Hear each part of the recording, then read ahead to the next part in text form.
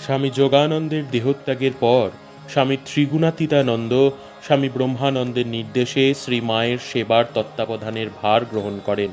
1902 খ্রিস্টাব্দের শেষে তার আমেরিকা যাওয়ার পূর্ব পর্যন্ত 3 বছরের কিছু বেশি সময় পরম ভক্তি, নিষ্ঠা ও দক্ষতার সঙ্গে তাঁর সেই গুরু দায়িত্ব তিনি সম্পাদন করেছিলেন।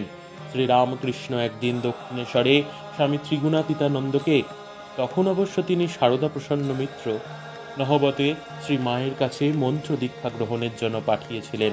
সে সময় শ্রী মায়ের প্রকৃত স্বরূপকে এই বলে তিনি সারদা প্রসন্নের কাছে আভাসিত করতে চেয়েছিলেন, অনন্ত রাধার মায়া কহনে না যায়, কোটি কৃষ্ণ কোটি রাম হয় যায় রয়।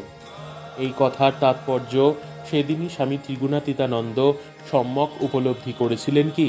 সম্ভবত পারেননি, কারণ লাটু মহারাজ বলেছেন, স্বামী ত্রিগুণাতীতানন্দ